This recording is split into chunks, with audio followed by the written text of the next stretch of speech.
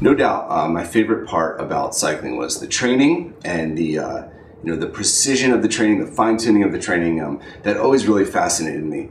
And the further along I got, kind of the more fine-tuned everything was. And by the last season I was training, I just had kind of ended the road and I was just going to train for the track. And I created this schedule like maybe 3 months in advance, every workout, every minute of every ride. And it was a pretty cool feeling to see that on paper or on my computer and know that like it was right. Know that like if I did every single workout that was on that calendar and I did it the way I wrote it, then I would achieve the result that I wanted at the end. Now, it's not just about the workouts, when you do them, how much intensity, how much duration, all that. I mean, that's very important. But there's also a fine-tuning of the performance of the intervals. And that's a kind of a rhythm that I developed over many, many years and finally kind of got it right at the end. And it's the idea that, let's say you're doing a cycle of threshold work. 3 intervals to like 5 or 6 in a session. You're doing them 2 or 3 times a week. And, the thing is, every single one of those intervals needs to have a different emphasis. So, let's say we're talking, 25, 30 intervals over the course of a 3-week cycle.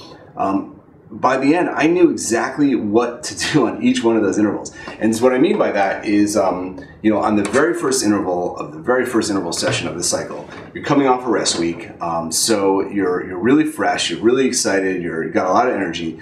And that's why that very first interval is so important. You cannot go too hard on that first interval. If you go too hard on interval number 1, then you might be all right into interval 15 or 16 or 17, but it's going to catch up to you, and you're gonna ruin the entire cycle just on that first ride. Theoretically, I mean, I have seen it happen. So that first one you got to hold back like 10%, and then maybe the second one you hold back like maybe 7%, and that first workout you never go all out. You always hold back 6, 7, 10%, and and then the second interval workout of that week, push it a little bit harder, but you still can't go all the way. So each interval over the course of a 3-week cycle has an emphasis and has a point.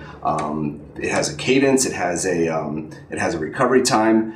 So I really recommend if you're coached or if you're on some sort of training schedule, you got to really think about every interval. Every interval counts for something. And make sure each one is perfect. Make sure each one is controlled. And don't do more, don't do less than what you have to do. Don't get caught out by being on a group ride or riding with friends or caught up on a little caffeine high so you feel really good. Keep everything controlled. Every interval has a reason, and there's a reason why you're not doing more and why you're not doing less. So stick to the plan.